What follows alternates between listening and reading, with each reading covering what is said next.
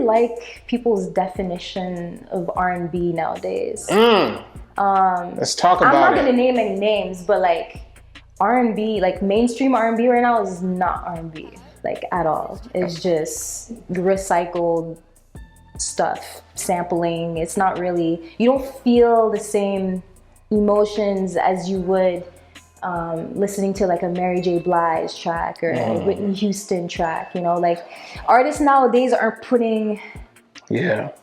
their whole soul into their music as they should, you know. It's more about quick money. You know, I love R&B. Love R&B. I think R&B is the best genre, the best. Yeah. Absolutely. Okay, so tell me about today's R&B. Why do you feel that way? Like, we can't recreate something that was so great in the 90s. It's very hard to do that. I mean, a lot of the music you hear nowadays are just samples from, you know, R&B music that people have forgotten about. So they think it's a brand new track, but like I'm listening to it and I hear it. I'm like, this is not even original. This is just the same stuff over and over. Okay, so who do you like in R&B now? Like, you must like some people. Not really. No, stop Not this. really. Stop this. Stop this. I don't really listen to music like that anymore, just because I hear the production, the engineering and stuff.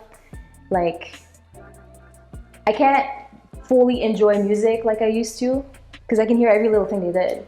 I know what EQ you used, I know what vocal processor you used, I know this was in one single take, this was like 5, like, Whoa. I hear all that, you know? Regular people, well, non-artists, they don't hear that, they just hear the beat, they like the voice, that's it. That's it. I'm definitely gonna, okay, let's talk about the state of music now. I definitely want to go back to what you just said, because there's definitely some good people out there still. But okay, what would you say is the state of music right now, generally, in your opinion? I think there's a big influx of female rappers right now. Like that's the it thing, and I think it's great because, you know, back in the day we didn't really. I mean, we had some, but like not to the degree that we do today. So I think that's great. I think a lot of artists, unfortunately, fall into the trap of fame and success and drugs and all that, and we don't get to see them grow and become the artists they were meant to be. Like, they're gone too soon, you know. So we're missing out on a lot of music because of, you know, social problems and drug addictions and, you know, a bunch of stuff like that. So I think it's really sad. It's really sad. Okay, talk about that a little bit more. Gone too soon. Who are some of the artists for you that you enjoyed that passed? God. When XXXTENTACION passed away, I was devastated. Devastated. This man was going to change the entire music industry. I believe that 100%. He was an amazing artist. Had a lot of demons in him. I mean, every artist is somewhat messed up. That's how you get great art. That's like the best music out there are from people who are really messed up.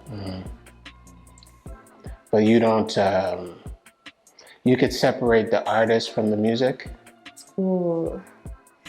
It depends. That's a tough question to answer. Yeah, there are some cases where I'm like, you can definitely separate the artist from the art. Like, you can enjoy their music, but at the same time acknowledge that this person is a terrible person. Right. And I think a lot of people aren't able to do that because they fall in love with the music, and music, it kind of gives fans a sense of who you are, but not really. So they feel like they know you, but they don't. It's kind of weird. I feel you. Yeah. It's tough for me too.